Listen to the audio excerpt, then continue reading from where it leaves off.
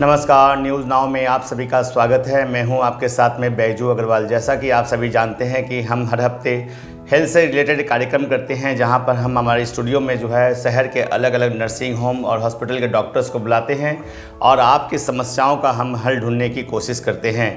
हम हर हफ्ते जो है अलग अलग विषय को लेकर चर्चा करते हैं। आज हम जो है ब्लड डोनेशन को लेकर बहुत विस्तार से बातचीत करेंगे, क्योंकि वर्ल्ड हेल्थ ऑर्गेनाइजेशन के मुताबिक जनवरी का ये जो महीना है, इस महीने को जो है पूरे वर्ल्ड में ब्लड डोनेशन अवेयरनेस वीक के रूप में मनाया जाता है। क्यों मनाया जाता है, इसका इम्पोर्टेंस क्या है, इस बारे में डॉक्टर साहब से हम बातचीत करेंगे। हमारे स्टूडियो में मौजूद हैं डॉक्टर पार्थसारथी जेना।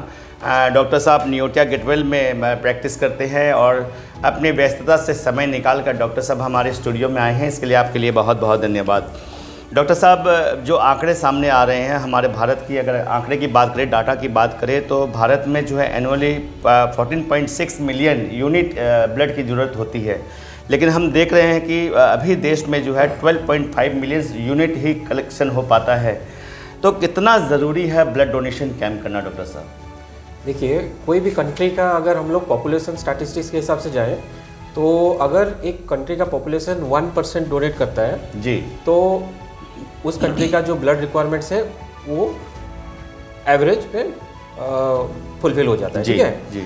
अभी जब इंडिया का पॉपुलेशन कैलकुलेट किया जाए तो नियर वो एस्टिमेटेड है एवरी लाइक दिस स्टैटिस्टिक्स 2022 का कि 14.6 मिलियन यूनिट्स रिक्वायरमेंट है। बट क्योंकि इंडिया में उतना जागरूकता है नहीं, बहुत सारे मिथ्स हैं, बहुत सारे डिसबिलीव्स हैं, तो उसके वजह से डोनेशंस उतना हो नहीं पाता है। सो हम लोग 1% पहुंच नहीं पाते जी। तो डोनेशंस जो है 2022 में जो डोनेशंस हुए 12.5 मिलियन, तो that was falling short by 2 million units. तो इसी वजह से ब्लड का शॉर्टेज होता है।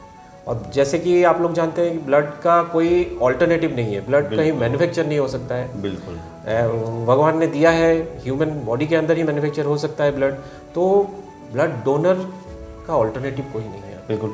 दर्शकों, हम आज ब्लड डोनेशन के बारे में डॉक्टर पार्थसारथी जेना से जो है बहुत विस्तार से बातचीत करेंगे। हम आपको बता दें कि भारत में जो है 1000 लोगों के लिए जो है 36.3 यूनिट जो है ब्लड की ज़रूरत पड़ती है, लेकिन ये हम फुलफ़िल नहीं कर पा रहे हैं और ये एक बहुत ही चिंता का विषय है। डॉक्टर साहब, अभी भी लोगों में तरह तरह की भ्रांति है, तरह तरह का डर बना रहता है कि भाई हम अगर ब्लड डोनेट करते हैं तो इससे जो है हमारे शरीर में तरह तरह की बीमारी हो सकती है। लोग घबराते रहते हैं, ब्लड डोनेशन कैंप में जाते नहीं हैं। इस बारे में क्या कहना चाहेंगे आप? देखिए, कोई भी चीज़ जब पहली बार हम लोग करते हैं, हम लोगों को डर रहता है। हम लोग इंसान हैं, कोई भी नया चीज़ करने से पहले हमको डर लगता है। तो जब ब्लड डोनेशन का बात आता है तो बहुत लोग ये सोच के डर जाते हैं कि ब्लड हम लोग के बॉडी से खून निकल जा रहा है तो हम लोग वीक हो जाएंगे, आगे जाके कुछ भारी काम कर नहीं पाएंगे, हम लोग बीमार पड़ जाएंगे। बट ये डिसबिलीफ है, मिथ्स है सब। ब्लड ऐसे भी है लोग जो हर 3 महीने में ब्लड डोनेट करते हैं और बहुत सुस्त हैं। हाल ही में एक ब्लड डोनेशन कैंप में 75 ईयर ओल्ड एक सीनियर सिटीजन, वो ही केम, उनको ब्लड डोनेट करना था। जब हम लोगों ने बोला कि अकॉर्डिंग टू गाइडलाइंस आप नहीं दे पाएंगे, वेरी सैड। तो ये भाव जो है, दिस काइंड ऑफ जज्बा होना चाहिए, हम लोगों को रिक्वायर्ड जरूरी है। तो बताइए सर, बताइए। तो इसी वजह से ही ब्लड डोनेशन का प्रॉब्लम हो रहा है, ये सारे डिसबिलीफ। इसीलिए तो जागरूकता जनवरी महीने को रखा गया है, ब्लड डोनर अवेयरनेस वीक। जितने ज़्यादा जागरूक डोनर्स होंगे उतना ज़्यादा ब्लड डोनेशन हो पाएगा, उतने ज़्यादा मरीजों की ज़िंदगी बचाई जा सकती है। दर्शकों, हम आपको बता दें कि कोरोना महामारी के बाद से जो है ब्लड डोनेशन ब्लड की जो है कमी बहुत ज़्यादा देखी जा रही है। जो सरकारी ब्लड बैंक हैं या सोशल ऑर्गेनाइजेशन जो ब्लड बैंक चला रहे हैं, उनके भी पास कहीं न कहीं खून की बहुत ज़्यादा कमी है और ये एक बहुत बड़ी समस्या बन के उभरी है कोविड पीरियड के बाद में। लेकिन डॉक्टर साहब ने कहा है कि ब्लड डोनेशन देना बहुत अच्छी चीज़ है, इससे शरीर को किसी तरह का भी नुकसान नहीं होता है। तो डॉक्टर साहब, मैं आपसे ये जानना चाहूँगा कि जिन लोगों के मन में डर है, उनकी ये डर को निकालने के लिए मैं ये सवाल आपसे कर रहा हूँ कि ब्लड डोनेशन देना कितना फ़ायदेमंद है, या फिर ब्लड डोनेशन देने के बाद में शरीर में ब्लड कब बन जाता है, नया ब्लड? जी, ये तो बहुत अच्छा सवाल है और यही सवाल सबके मन में रहता है, ब्लड डोनेट करने से बेनिफिट्स क्या होता है। देखिए, इसके लिए आंसर देने से पहले मैं थोड़ा सा हम लोग हिस्ट्री में जाते हैं। पहले के ज़माने में क्या होता था कि अभी जो हम लोग डोनेट कर रहे हैं, वॉलंटरी डोनेशन कर रहे हैं, तब ब्लड लेटिंग में होता था। तब तो ब्लड डोनेशन ऐसे नहीं होता था कि ब्लड कलेक्शन करके दूसरे पेशेंट को दिया जा सके, बट ब्लड लेटिंग होता था। क्या किया जाता था, बहुत सारे बीमारियां होते थे उस टाइम पे, ब्लड प्रेशर के लिए एंड कभी कभी सीजर के लिए इनका ब्लड लेटिंग किया जाता था। सोचा जाता था कि अभी ब्लड जब बॉडी से खून निकल जाता है, ख़राब खून निकल जाएगा, तो बॉडी में जब फ्रेश खून तैयार होगा उससे इंसान स्वस्थ होगा। तो आगे जाके अभी जब प्रेजेंट सिचुएशन में हम लोग आते हैं तो वो पुराने ज़माने का जो ट्रीटमेंट था, अभी तो ब्लड प्रेशर के लिए मेडिसिन आ गया है, तो उस पुराने ज़माने का जो ट्रीटमेंट था ब्लड लेटिंग, अभी भी वो ब्लड लेटिंग किया जाता है कुछ डिजीज़ के लिए। अभी जब बेनिफिट्स देखा जाए तो पहला तो बेनिफिट्स है कि जब भी हम लोग कोई सोशल वर्क करते हैं, काम करते हैं, सोशल वर्क करते हैं, तो हम लोगों के अंदर वो कॉन्फिडेंस देता है, हम लोगों को एक फील गुड फैक्टर देता है कि किसी के लिए कुछ कर पाए। बिल्कुल। और जब डोनर किसी को ब्लड देता है उसका ऑल्टरनेटिव कुछ भी नहीं है, क्योंकि ब्लड का कीमत कुछ नहीं है। कि इंसान अपना खून 350 ml जब खून देता है या 450 ml खून देता है, वो जिस गर्व से बोल पाएगा कि मैंने सोसाइटी को कुछ दिया, आप उसके अलावा कुछ भी आप दे दीजिए, वो कंपैरिजन में कम ही पड़ेगा। इसीलिए रक्तदान को जो है महादान कहा गया है। आप एक ज़िंदगी को बचा सकते हैं, क्योंकि हम रक्त को आर्टिफिशियली नहीं बना सकते हैं। ये आपके दिमाग में बिल्कुल सेट कर लेना है। और हर व्यक्ति को जो है ब्लड डोनेशन करना चाहिए। साल में कितना बार करना चाहिए डॉक्टर साहब? साल में देखिए, हम लोगों का क्राइटेरिया के हिसाब से, गवर्नमेंट क्राइटेरिया के हिसाब से, एक मेल जो है एवरी 3 मंथ्स में डोनेट कर सकता है, एक फीमेल जो है एवरी 4 मंथ्स में डोनेट कर सकते हैं। एंड उनको अगर बेनिफिट्स में और हम लोग थोड़ा सा और इलाबोरेट करते जाएँ तो ब्लड डोनेशंस में आपका सब कोलेस्ट्रॉल कम होता है हम लोगों का। जब ब्लड डोनेट कर रहे हैं तो कोलेस्ट्रॉल बॉडी से कुछ निकल जा रहा है। हम लोग जो ब्लड डोनेट कर रहे हैं, हम लोगों का हेवी मेटल्स जो बॉडी में रहता है, हम लोगों का जो आयरन कंटेंट रहता है ब्लड में, वो थोड़ा कम होता है। आयरन ओवरलोड बोलते हैं जिसको, जिसके वजह से किडनी, हार्ट, पैनक्रियाज ये सब खराब होने के बहुत ज़्यादा चांसेस होते हैं। तो ब्लड जो फ्रीक्वेंट ब्लड डोनेट करते हैं उनका आयरन कंट्रोल में रहता है, हेवी मेटल्स कंट्रोल में रहता है। आजकल के ज़माने में जब हम लोग ये एनवायरनमेंट पॉल्यूशन एंड ऑल, हम लोगों के पाया गया है कि हम लोगों के ब्लड में प्लास्टिक्स भी रहते हैं। हम लोग के जब रिसेंट स्टडी आया था तो प्लास्टिक्स भी हम लोगों के बॉडी में है। तो ब्लड डोनेशन से उसका लोड भी आपका कम हो सकता है। जब हम लोग कंसिडर करेंगे अगर ब्लड डोनेशन से और क्या फ़ायदा होता है, तब हम लोग जब फ्रीक्वेंट ब्लड डोनेट कर रहे हैं तो हमारा जो शरीर है वो आदी हो जाता है कि हर 3 महीने में या हर 4 महीने में जब 350 ml ब्लड निकल ही जा रहा है तो वो ब्लड प्रोडक्शन और एफिशिएंटली करता है। तो जब फ्रीक्वेंट ब्लड डोनर्स होते हैं, अगर ऐसा ना हो कि उनको कोई एक्सीडेंट हो गया या कभी ब्लड लॉस हुआ, तो देखा गया है कि उनका चांसेस सीरियस होने का चांसेस कम होता है, वो शॉक में कम जाते हैं और उनके बॉडी में जो है ब्लड लॉस जल्दी रुक जाता है एंड वो लोग जल्दी रिकवर करते हैं। अब जब आप रेगुलर ब्लड डोनेट कर रहे हो तो आपका ओल्ड जो पुराना सेल्स है वो आप ब्लड में निकल गया, तो बॉडी जो है वो फ्रेश एंड रिजुविनेटेड सेल्स और भी बनाता है। आप जब आप और भी डोनेशंस के फ़ायदे देखेंगे तो अभी हम लोगों का देखा गया है कि जो फ्रीक्वेंट ब्लड डोनेट करते हैं उनका ब्लड जो है वो विस्कोसिटी कम रहता है, तो उनका हार्ट अटैक, कार्डियक प्रॉब्लम्स, जब स्ट्रोक होता है, कार्डियक स्ट्रोक, ब्रेन स्ट्रोक्स, ये कम होता है। जो कि हम लोग कभी क्या होता है कि कार्डियक पेशेंट्स को, न्यूरो पेशेंट्स को हम लोग ब्लड थिनर्स देते हैं। जो रेगुलर ब्लड डोनेट करते हैं उनका ब्लड विस्कोसिटी मेंटेन होकर रहता है, हम लोगों का ऑप्टिमम रहता है। दर्शकों, इसीलिए आज हम डॉक्टर पार्थसारथी जैना को हमारे स्टूडियो में बुलाए हैं, क्योंकि ब्लड डोनेशन को लेकर बहुत सारी जानकारियां ना तो आपके पास में है ना हमारे पास में है। और डॉक्टर साहब ने जैसा कि बताया कि ब्लड डोनेशन से सिर्फ आपको फ़ायदा होने वाला है। कोलेस्ट्रॉल की बात कर लीजिए, हार्ट अटैक की बात कर लीजिए, और भी कई तरह की बीमारियां का जो है निजात जो है पा सकते हैं आप ब्लड डोनेशन करके। एक बहुत अच्छी बात जो है डॉक्टर साहब ने बताई है।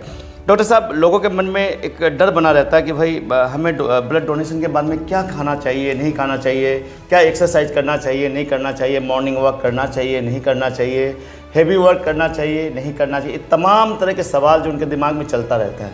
क्या कहना चाहेंगे डॉक्टर साहब? देखिए, जब हम लोग ब्लड डोनेट करते हैं तो वो डोनेशन के बाद बॉडी में 2 चीज़ों की कमी होती है। आपका जब 350 ml या 450 ml ब्लड निकलता है बॉडी से, तब आपको हाइड्रेशन की कमी होती है, फ्लूइड कंटेंट आपका कम हो जाता है। जितना ब्लड आप डोनेट कर रहे हैं बॉडी उसको उसका 3 गुना फ्लूइड लॉस कैलकुलेट करता है। तो आपको ब्लड डोनेशन के बाद फर्स्ट 48 आवर्स में एडिक्वेट फ्लूइड्स पीना, पानी, जूस आप सब पी सकते हैं, फ्लूइड एडिक्वेट पीना। और दूसरी बात ये कम होती है कि जब आप इमीडिएटली ब्लड डोनेट करते हो तो ब्लड से ग्लूकोज का भी कमी होता है। तो आपको हेल्दी फूड, थोड़ा स्टार्च रिच फूड जो है वो आपको खाना चाहिए। एक्सरसाइज आप कर सकते हो, अगर आप जिम जाते हो या फिर आप हेवी एक्सरसाइज कर रहे हो, एथलीट हो, तो आप मिनिमम 24 आवर्स रेस्ट लीजिएगा। ऐसा नहीं है कि 24 आवर्स रेस्ट का मतलब है आप कुछ भी काम नहीं कर सकते। आप काम कर सकते हैं, आप गाड़ी चला सकते हैं, आप वॉक कर सकते हैं, मॉर्निंग वॉक कर सकते हैं, इवनिंग वॉक कर सकते हैं, बट बॉडी को थोड़ा सा रेस्ट चाहिए। 24 आवर्स हो गया, आपका बॉडी बहुत जल्दी अडेप्ट करता है जी। जितना जल्दी अडेप्ट कर गया फिर आप जिम जा सकते हो, आप हेवी एक्सरसाइज कर सकते हो। बट यहाँ बोलना चाहूँगा कि जब कोई बहुत ऊंची जगह में काम करता है, जैसे कि पहाड़ी इलाकों में काम करते हैं, या फिर जो हाई अल्टीट्यूड में काम करते हैं, जो इलेक्ट्रिसिटी का काम करते हैं, या फिर जो पायलट्स हैं, एयर फ्लाइट अटेंडेंट्स हैं, उन लोगों को मना किया जाएगा फॉर 48 आवर्स आप थोड़ा रेस्ट लीजिए, ये भारी काम मत कीजिए, बॉडी को थोड़ा टाइम दीजिए एडजस्ट करने के लिए। बॉडी एडजस्ट कर जाएगा, उसके बाद आप सब तमाम काम कर सकते हैं। डॉक्टर साहब, हमारे दर्शकों ने 2 सवाल आपसे पूछने को कहा है। एक तो जिनको हाई प्रेशर है, हाँ जी, और दूसरा जिनको शुगर है, क्या उनको ब्लड डोनेशन देना चाहिए? ज़रूर दे सकते हैं। जैसे कि मैंने आपको कुछ देर पहले बताया था, जब ब्लड प्रेशर का मेडिसिन इजाद नहीं हुआ था जी, उस समय जब ब्लड प्रेशर ज़्यादा बढ़ता था तो ब्लड लेटिंग किया जाता था, ब्लड कुछ निकाल दिया जाता था ताकि ब्लड प्रेशर कम हो सके। और ये स्टडीज़ में पाया गया है कि आप जब फ्रिक्वेंटली ब्लड डोनेट कर रहे हो, नॉर्मल पॉपुलेशन से उनका ब्लड प्रेशर जो है systolic 10 to 12 millimetre of mercury कम रहता है। तो ब्लड प्रेशर के जो बीमार हैं वो ब्लड डोनेट कर सकते हैं। बट एक चीज़ का आपको ध्यान रखना है, आपका जो मेडिसिन है, ब्लड प्रेशर का जो मेडिसिन आप खा रहे हैं, वो लास्ट 28 डेज में ना ही चेंज हुआ हो, ना ही उसका डोज चेंज हुआ। अच्छा, अगर लास्ट 28 डेज में आपका ब्लड प्रेशर का मेडिसिन चेंज नहीं हुआ है या फिर डोज चेंज नहीं हुआ है, नया मेडिसिन नहीं चढ़ा है, तो आप आसानी से ब्लड डोनेट कर सकते हैं। क्यों, आप जब डोनेट करने से पहले आपको जब मेडिकल चेकअप होगा तो एक क्राइटेरिया होता है, नॉर्मल ब्लड रेंज एक होता है कि ब्लड प्रेशर कितना रहना चाहिए, वो रेंज में है तो आप ज़रूर डोनेट कर सकते हैं। डायबिटीज़ के पेशेंट जो है वो भी डोनेट कर सकते हैं, बट अगर आपका इंसुलिन चल रहा है तो आप ब्लड डोनेट नहीं कर सकते हैं। ओके। आप अगर टैबलेट्स खा रहे हैं, ओरल हाइपोग्लाइसेमिक्स खा रहे हैं, तो आप ब्लड डोनेट कर सकते हैं। बट यहाँ पे फिर से वही क्राइटेरिया आता है कि 28 डेज़ के अंदर आपका टैबलेट्स जो है उसका ना ही उसका मेडिसिन चेंज हुआ हो, या ना ही उसका 48 डेज में 28 डेज में ना ही उसका डोज चेंज हुआ। तो दर्शकों, डॉक्टर साहब ने एक बहुत अच्छी, यहाँ पे एक बहुत कॉमन क्वेरी हम लोगों को भी मिलता है जी कि जिनको थायराइड है, हाँ, अभी बहुत सारे जगह अगर पेशेंट को थायराइड, डोनर को थायराइड है तो उनको मना कर दिया जाता है ब्लड डोनेट करने के लिए। अच्छा। हालांकि ये सच नहीं है। अगर आपको हाइपोथायराइड है और आप हाइपोथायराइड का मेडिसिन भी खा रहे हैं तो भी आप ब्लड डोनेट कर सकते हैं। बट उसका क्राइटेरिया है कि सेम आपका 28 डेज़ के अंदर आपका मेडिसिन चेंज ना हुआ हो और मेडिसिन खाने के बाद आपका थायराइड जो है वो कंट्रोल लेवल में रहे, तो आप थायराइड के साथ भी आप ब्लड डोनेट कर सकते हैं। तो दर्शकों, डॉक्टर साहब ने बहुत अच्छी जानकारी दी है। जो ब्लड प्रेशर के रोगी हैं वो ब्लड डोनेशन दे सकते हैं, लेकिन डॉक्टर साहब ने जो क्राइटेरिया की बात की कि 48 डेज़ में अगर आपके मेडिसिन में कोई चेंज नहीं हुआ हो, डोज चेंज नहीं हुआ हो, तो 28 डेज़ में तो आप जो है आराम से जो है ब्लड डोनेट कर सकते हैं। और वहीं डॉक्टर साहब ने शुगर के पेशेंट के बारे में बताया कि शुगर के पेशेंट के साथ भी सेम कंडीशन है कि 28 डेज़ में अगर आपके मेडिसिन और आपके डोज में कोई चेंजेस नहीं है तो आप ब्लड दे सकते हैं, लेकिन जो इंसुलिन ले रहे हैं उनको ब्लड डोनेशन नहीं करना चाहिए। ये डॉक्टर साहब ने कहा है, एक बहुत ही महत्वपूर्ण जानकारी।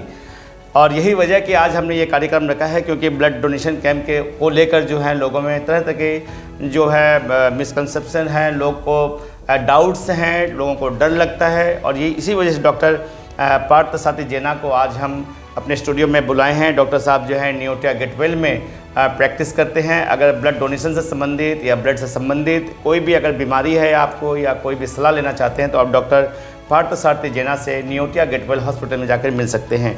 डॉक्टर साहब, ब्लड बैंक और ब्लड सेंटर ये जो रीनेम हो गया है, हाँ जी, ब्लड डोनेशन से ब्लड सेंटर, क्या डिफरेंसेस क्या है डॉक्टर साहब? देखिए ये डिफरेंसेस आपका एक प्रैक्टिकल डिफरेंस है और एक एथिकल डिफरेंस है। जी। एथिकल डिफरेंस में ये आ रहा था कि जब हम लोग ब्लड बैंक का टर्म यूज़ करते थे उस टाइम पे पास्ट में उस चीज़ को बहुत मिसयूटिलाइज किया जाता था।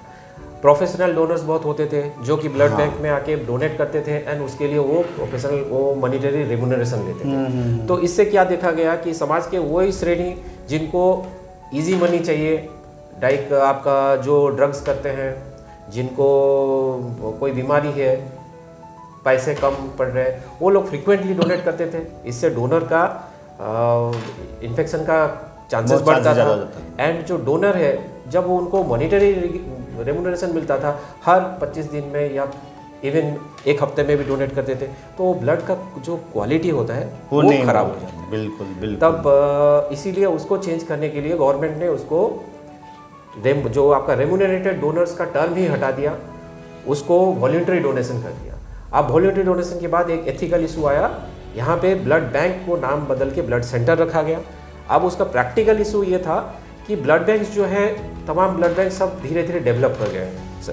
पहले क्या होता था, खाली ब्लड बैंकिंग किया जाता था, एक डोनर से ब्लड लिया जाता था, ब्लड को प्रोसेस किया जाता था और पेशेंट को ब्लड चढ़ाया जाता था। अब बहुत टेक्नोलॉजी चेंज हुआ है। अब ब्लड पेशेंट से जो आता है वो ब्लड अभी कंपोनेंट्स में डिवाइड होता है। एक ब्लड जब एक इंसान ब्लड डोनेट करता है, एक डोनर का ब्लड, वो मिनिमम 3 जिंदगी बचा सकता है। अगर हम लोग सही मायने में देखेंगे तो वो मल्टीपल बहुत सारी जिंदगी बचा सकता है। जब आपने जब कंपोनेंट बना के रेड सेल प्लाज्मा बहुत बड़ा फैक्टर था। अब प्लाज्मा जो है वो फ्रैक्शनेशन भी होता है। प्लाज्मा फ्रैक्शनेशन हुआ तो उसके फैक्टर्स भी निकलते हैं, तो कई जान बच सकते हैं। तो अभी उसको छोड़ के ब्लड बैंक में प्रोसीड्योर्स आपका जब ब्लड का टेस्टिंग से लेके ब्लड का जो आपका एंटीजेंस को लेके इतना सारा काम जब होता है, तो अब उसको प्रैक्टिकली उसका नाम बदल के ब्लड सेंटर रखा गया, ताकि यहाँ पे सिर्फ ब्लड बैंकिंग ही नहीं, ब्लड रिलेटेड बाकी जो भी प्रोसीड्योर्स है वो हो सके। तो ब्लड सेंटर अभी रोगियों को, पेशेंट को किस तरह सर्व कर रहा है, क्या लगता है डॉक्टर साहब? सर, जब ब्लड बैंक पहले बना हुआ था, वर्ल्ड वॉर के टाइम पे जब पहला ब्लड बैंक बना, उस टाइम से लेके अभी तक ब्लड सबसे प्राइमरीली पेशेंट्स जिनको खून का कमी हो रहा है उनको ही सर्व करता है। किसी को ब्लीडिंग हो गया या फिर प्रेगनेंसी की डिलीवरी के टाइम पे ब्लीड हो गया, उनको खून का कमी हुआ, जो आपको हीमोग्लोबिन का कमी बोलते हैं, हीमोग्लोबिन की कमी हुई तो उनको पैक्ड सेल चढ़ाया जाता है, पैक्ड रेड ब्लड सेल। ये ब्लड का एक कंपोनेंट है। उसके अलावा आप प्लाज्मा भी दे सकते हो पेशेंट को, क्रायो प्रेसिपिटेट, आजकल क्रायो प्रेसिपिटेट भी बनता है, क्रायो प्रेसिपिटेट भी दे सकते हैं। अब उसको छोड़ के, ब्लड बैंक को छोड़ के बाकी पेशेंट्स को हम लोग थेराप्यूटिक फ्लेबोटोमी एक बोलते हैं, जिससे कि कभी कभी पेशेंट का हीमोग्लोबिन ज़रूरत से बहुत ज़्यादा बढ़ जाता है, कभी कभी उसका आयरन लोड बहुत ज़्यादा हो जाता है, हेरिडिटरी हीमोक्रोमेटोसिस बोलते हैं, तो उनमें थेराप्यूटिक फ्लेबोटोमी होता है, उनका ब्लड निकाल दिया जाता है। निकाल के वो पेशेंट को नहीं दिया जा सकता है, बट वो डिस्कार्ड होता है, वो पेशेंट के बेनिफिट के लिए होता है। ये प्रोसीड्योर्स हो सकता है ब्लड बैंक में। अब उसको छोड़ के एफेरेसिस होता है। एफेरेसिस में आपके बॉडी से खून का एक कंपोनेंट निकाल दिया जाता है, बाकी खून रिटर्न हो जाता है, ताकि डोनर के ऊपर भी कम लोड हो और जो स्पेसिफिक कंपोनेंट रिक्वायर है उसका अच्छा क्वालिटी का कंपोनेंट भी मिल जाए। ये प्रोसीड्योर सब ब्लड बैंक में आजकल होने लगा है। तो डॉक्टर साहब, मेडिकल डिपार्टमेंट में लाइकली की बात कर लीजिए, अगर हम मेडिसिन की बात कर ले, सर्जरी की बात कर ले, और भी अलग अलग डिपार्टमेंट कितने डिपेंडेंट हैं आज की डेट में ब्लड सेंटर के ऊपर? देखिए, अब एक देखा गया है कि स्टडी से कि अभी जो मेडिसिन डिपार्टमेंट है वो सबसे ज़्यादा ब्लड यूटिलाइज करता है, नियर अबाउट 41% मेडिसिन डिपार्टमेंट से होता है। सर्जरी डिपार्टमेंट नेक्स्ट आता है, नियर अबाउट 36% वो लोग यूज़ करते हैं। फिर ऑब्स्टेटिक डिपार्टमेंट आता है, आपका कैंसर डिपार्टमेंट आता है। अब ब्लड का जब रिक्वायरमेंट होता है ट्रांसप्लांट में, तब ब्लड बैंक का बहुत वहाँ पे योगदान होता है, क्योंकि अभी देखिए, जैसे आपने सुना होगा कि ट्रांसप्लांट हो गया और रिजेक्शन हो गया। अब जब ब्लड की बात की जाए, ब्लड के ऊपर जो एंटीजेंस होते हैं, 360 तरीके के एंटीजेंस होते हैं। तो जब एक एंटीजन, एक डोनर का एंटीजन और एक पेशेंट का एंटीजन अगर मैच नहीं किया, तो वो रिजेक्शन का बहुत मायने में वो रिजेक्शन कर सकता है। तो इसको ओवरकम करने के लिए ऑन्कोलॉजी डिपार्टमेंट बहुत ही ज़्यादा डिपेंडेंट है ब्लड बैंक के ऊपर। अब हम लोग अगर गायनिक डिपार्टमेंट के जाए, ये तो इमरजेंसी है, आधी रात को किसी का डिलीवरी हुआ और ब्लीड कर गया पेशेंट, तो वहाँ पे इमीडिएटली उसका कंपैटिबल ब्लड देना ज़रूरी है। अब जब नेगेटिव ब्लड ग्रुप्स आ जाता है, जो रेयर ब्लड ग्रुप्स आ जाता है, वहाँ पे एक उसको पेशेंट को क्या ब्लड चढ़ाया जाएगा वो डिसाइड करना भी एक इम्पोर्टेंट क्वेश्चन इशू हो जाता है। वो आ जाता है ब्लड बैंक। तो डॉक्टर साहब, अगर हम प्रोसीड्योर की बात करें तो ब्लड सेंटर और ब्लड बैंक में क्या फ़र्क क्या है? देखिए सर, जब ब्लड बैंक बोलते हैं ये आपको खाली ब्लड डोनर ने ब्लड दिया और वो ब्लड रखा गया पेशेंट के लिए और वो पेशेंट को चढ़ा दिया गया। जब आप ब्लड स्क्रीनिंग वगैरह कुछ नहीं होता है? स्क्रीनिंग वगैरह होता है, वो तो सर मैंडेटरी है। जब आप 5 मैंडेटरी टेस्ट गवर्नमेंट के हिसाब से वो तो करना ही पड़ेगा आपको, बट कुछ और भी टेस्ट होते हैं जो मैंडेटरी है नहीं, जो कि पहले नहीं होते थे। अभी ब्लड बैंक्स, डॉक्टर्स, टेक्नीशियंस सब डेवलप कर गए हैं, सब नए नए प्रोसीजर्स कर रहे हैं। अब जब ब्लड सेंटर की बात उठती है और एक पेशेंट का ब्लड रिक्वायरमेंट आया तो उसको अभी पहले कोशिश था कि अभी उसको ग्रुप स्पेसिफिक ब्लड दिया जाए। अभी कोशिश होता है कि जब इंडिविजुअल पेशेंट का रिक्वायरमेंट के हिसाब से उसका जो एंटीजन नहीं है वो एंटीजन उसको उसका नेगेटिव यूनिट्स उसको चढ़ाना चाहिए, ताकि आगे जाके पेशेंट नेक्स्ट जब ट्रांसफ्यूजन होगा उसको कोई दिक्कत ना हो, आगे जाके पेशेंट को कभी कोई रिजेक्शन का प्रॉब्लम ना हो। इसमें बहुत ज़्यादा इन्वॉल्वमेंट है। अब ब्लड सेंटर में एफरेसिस प्रोसीजर सब होने लगे हैं।